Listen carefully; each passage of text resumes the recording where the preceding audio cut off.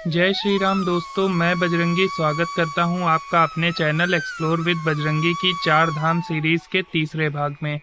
चार धाम सीरीज के अंतर्गत मैं आपको उत्तराखंड के चार धाम की यात्रा करवा रहा हूं, जिसकी प्लेलिस्ट आपको हमारे चैनल पर मिल जाएगी और डिस्क्रिप्शन बॉक्स में भी आपको प्लेलिस्ट की लिंक मिल जाएगी। इससे पहले मैंने आपको प्रथम भाग में हरिद्वार और ऋषिकेश की यात्रा और दर्शन कराए थे और उसके बाद दूसरे भाग में आपको ऋषिकेश से देहरादून और संपूर्ण मसूरी का भ्रमण करवाया था। तो अगर वो वीडियोस आपने अभी तक नहीं देखी है तो ऊपर आई बटन पर क्लिक करके देख लीजिए, वरना डिस्क्रिप्शन बॉक्स में भी आपको उसका लिंक मिल जाएगा। आज तीसरे भाग में मैं आपको मसूरी से पहले धाम माँ यमुनोत्री की ओर ले चलूँगा और दर्शन करवाऊँगा। तो चैनल पर नए हों या अभी तक सब्सक्राइब नहीं किया है तो चैनल को सब्सक्राइब कर लीजिए और बेल आइकन को दबा दीजिए, जिससे मेरी हर यात्रा की जानकारी आप तक पहुंचती रहेगी। तो चलिए बिना किसी देरी के चलते हैं माता यमुना जी के यमुनोत्री धाम। तो हमने मसूरी से सुबह 6:30 बजे बरकोट के लिए बस पकड़ी, जिसका किराया 600 रुपये पड़ा। मसूरी से बरकोट का रास्ता इतने सुंदर दृश्यों से भरा हुआ है कि आपका मन बार बार मोहित हो जाएगा। ये रास्ता काफ़ी सकरा भी है, तो इस रास्ते पर चलना अपने आप में ही एक रोमांच से भरपूर सफ़र है। आपको बता दें कि बरकोट यमुनोत्री धाम का अंतिम पड़ाव है। बरकोट के आगे आपको बस से उतरकर शेयरिंग जीप या कार बुक करनी पड़ती है, जो आपको यमुनोत्री धाम तक का सफ़र तय कराती है।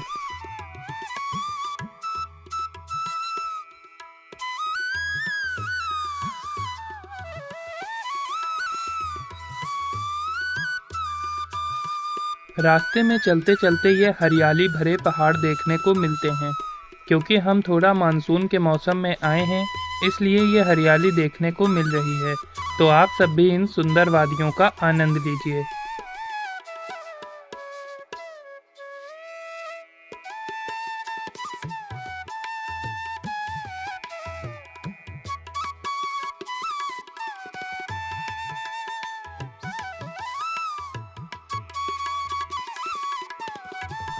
तो अभी बज रहे हैं सुबह के 11:30 और हम पहुंच गए हैं बरकोट।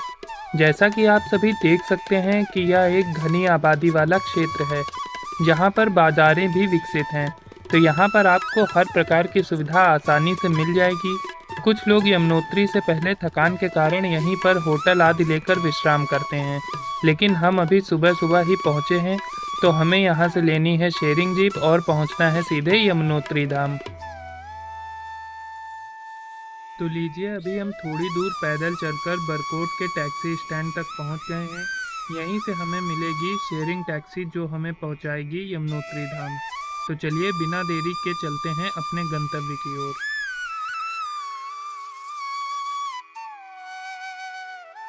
तो अभी हम बैठ चुके हैं अपनी शेयरिंग टैक्सी पर और रास्ते तो आप देख ही सकते हैं कितने बेहतरीन दृश्य हैं यहाँ पर।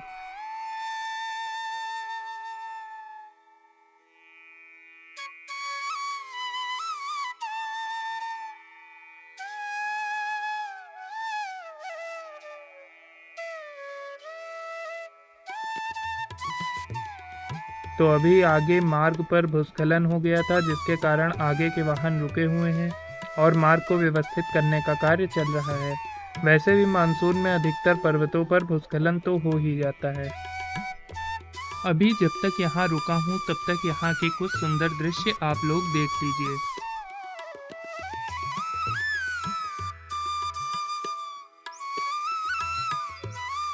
किसी ने सत्य ही कहा है कि पहाड़ ही एक ऐसी इकलौती जगह है जहां पर आप कहीं भी रुककर सुंदरता के अद्भुत दर्शन कर सकते हो।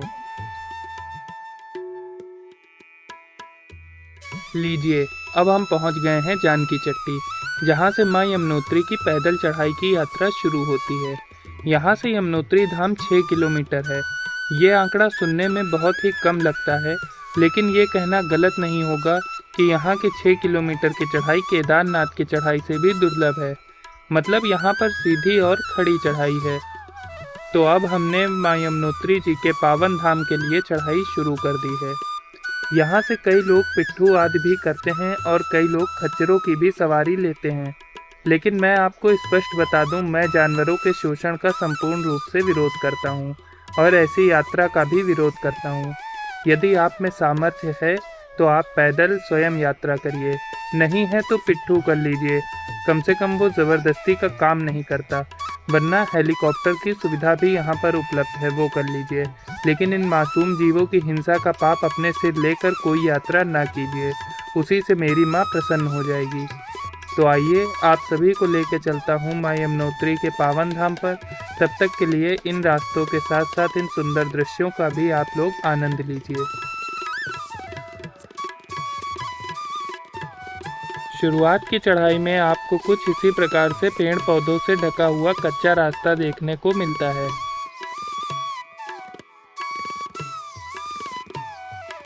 लेकिन चारों ओर की हरी भरी ये सुंदर सी वादियां बार बार आपके मन को आनंदित करती रहती हैं।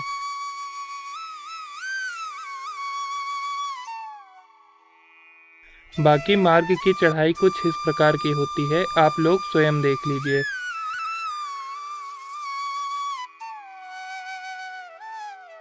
पर ऐसे चढ़ाई करके ही जो आप मेहनत करते हैं, और ये मेहनत अपनी माँ को प्रसन्न करने के लिए होती है, तो इससे बढ़कर क्या ही खुशी होगी एक भक्त और तीर्थयात्री के लिए।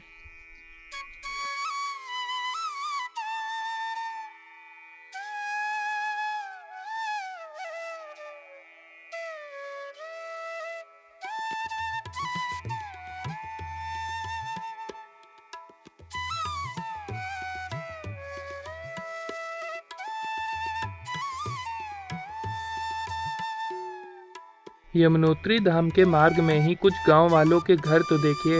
मतलब यही विचार आता है मन में, मकान भले ही हमारी शहरों की तरह आलीशान ना हो, लेकिन सुकून और शांति हमारे शहरों से कहीं ज़्यादा है इनके पास। अब यहाँ से रास्ता उतना कच्चा नहीं रह जाता। यहाँ से रास्ते की व्यवस्था थोड़ी अच्छी है, लेकिन बस रास्ते में आपको घोड़े और खच्चरों से थोड़ा बचकर चलना होता है, क्योंकि उनके मालिक जल्दीबाजी के चक्कर में उनको तेज़ी से चलाते हैं, जिससे वे कभी कभी श्रद्धालुओं से लड़ भी जाते हैं और श्रद्धालुओं को चोट भी लग जाती है। मार्ग में आपको इस तरह के बोर्ड भी दिख जाएंगे, जो कि राज्य सरकार द्वारा यात्रियों की सुरक्षा के लिए लगाए जाते हैं, जिस पर लिखा होता है कि पहाड़ी से पत्थर गिरने का भय है, इसलिए सावधानी पूर्वक चलें। क्योंकि बारिश का मौसम होता है और पर्वतों के बिल्कुल नीचे ही हम लोग चलते हैं, इसलिए सतर्कता से देखकर ही रास्ते पर चलना चाहिए।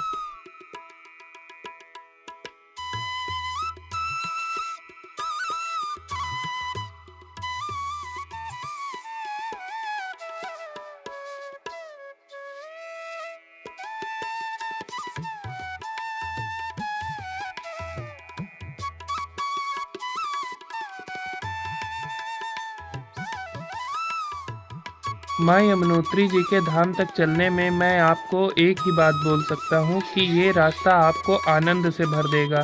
क्योंकि एक विशेष बात ये भी है इस रास्ते में कि बगल में ही माँ यमुना हमारे साथ चलती रहती हैं और हम सभी को अपनी कृपा का पात्र बनाने की दया भी करती हैं। ऐसी करुणामयी माता को बार बार मेरा नमस्कार है।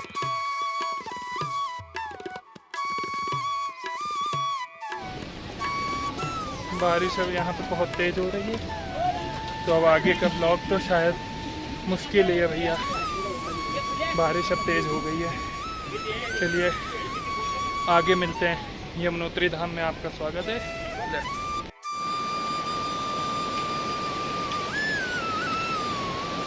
तो बारिश अब थोड़ी धीमी हो चुकी है। काफ़ी देर से पानी बरस रहा था, तो थोड़ी समस्या आ रही थी ब्लॉग बनाने में, लेकिन अभी बहुत हल्की हल्की सी बारिश चालू है। तो बस यही एक आनंद है बारिश के मौसम में आने का। ये हरी हरी वादियाँ, चारों ओर जल की छोटी बड़ी धाराएं, और माँ यमुना जी का जल भी पूरे प्रचंड वेग से बह रहा है। तो चलिए रास्तों का आनंद लेते रहिए और कमेंट बॉक्स में जय माँ यमुनोत्री जी लिख दीजिए।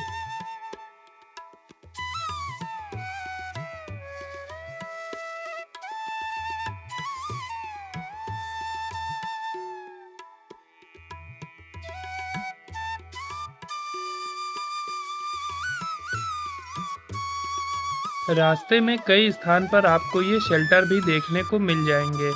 यदि आप ये दुर्गम चढ़ाई करते करते थोड़ा थक जाते हैं, तो यहाँ पर बैठकर विश्राम आप कर सकते हैं, और बारिश के अत्यधिक तेज होने पर भी आप इसमें शरण ले सकते हैं। बाकी ये आ गया माँ यमुनोत्री जी का सुंदर सा द्वार, जिसके ऊपरी भाग पर ही माँ यमुना विराजमान है।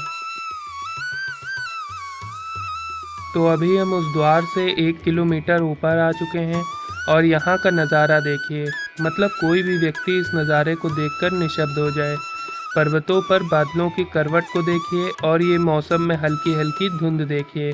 धीरे धीरे समझ में आने लगा क्यों धरती पर उत्तराखंड को ही देवभूमि कहा जाता है। बस अब धीरे धीरे करके माँ यमुनोत्री के धाम पर पहुँचने की इच्छा और भी तीव्र होने लगी है।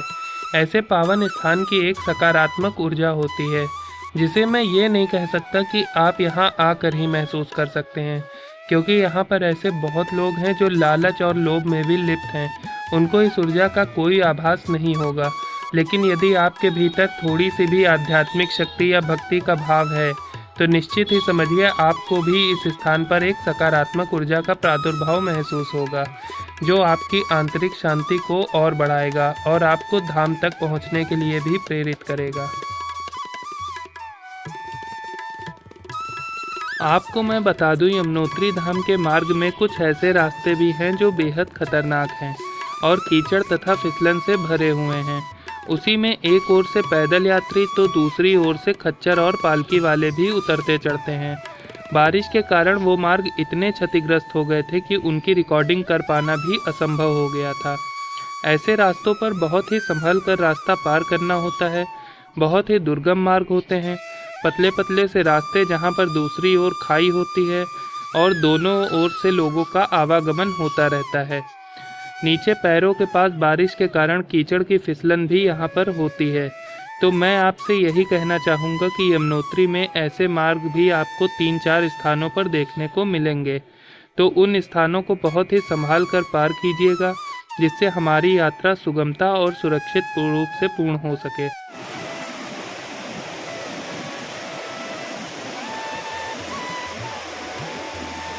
देखा आपने कितनी सुंदर आवाज़ थी माँ यमुना के पर्वतराज हिमालय के बीच से बहकर जाने की।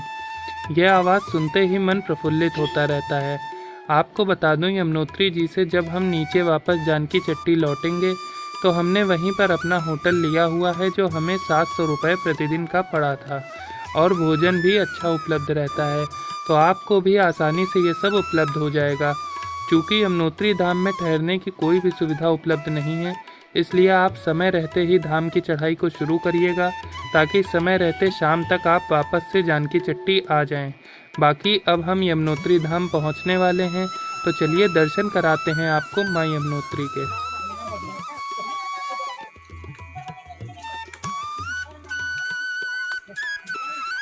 तो अभी हम पहुंच चुके हैं यमुनोत्री धाम मंदिर। तो यही है माता यमुना जी का पावन मंदिर और ये कुछ दृश्य देखिए। मंदिर के चारों ओर कितना मन भावन वातावरण है, जहाँ सब कुछ देखकर ही मन आनंदित हो उठे। चारों ओर से पर्वतराज हिमालय ने माता के मंदिर को ऐसे घेर रखा है जैसे मंदिर की सुरक्षा में वो स्वयं तत्पर हों। और ये देखिए माँ यमुना कितनी स्वच्छ और निर्मल रूप में प्रवाहित हो रही हैं। आप सभी भक्तों से एक विनम्र निवेदन करना चाहूँगा कि माँ यमुना जी के जल को कभी भी आस्था या अनास्था रूप से दूषित मत करिएगा। जल में नारियल, पूजन सामग्री, वस्त्र इत्यादि न डालें। माता को प्रणाम करें, उनमें स्नान करें बिना किसी साबुन इत्यादि के, और जल को पीने योग्य रहने दें।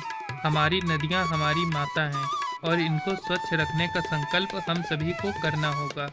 अगर आप अभी भी मेरी वीडियो देख रहे हैं तो इसी क्षण संकल्प लें कि पर्वतों पर और नदियों में किसी भी प्रकार की प्लास्टिक, पूजन सामग्री, वस्त्र और केमिकल युक्त मूर्तियां नहीं विसर्जित करेंगे। सदैव अपनी प्रकृति माँ का सम्मान करेंगे और एक स्वच्छ और निर्मल प्रकृति अपनी आने वाली पीढ़ियों को देंगे। तो इसी प्रण के साथ हमने भी माँ यमुनोत्री के जल में स्नान किया, ध्यान किया और अपने तन और मन दोनों को शुद्ध करने का प्रयास किया।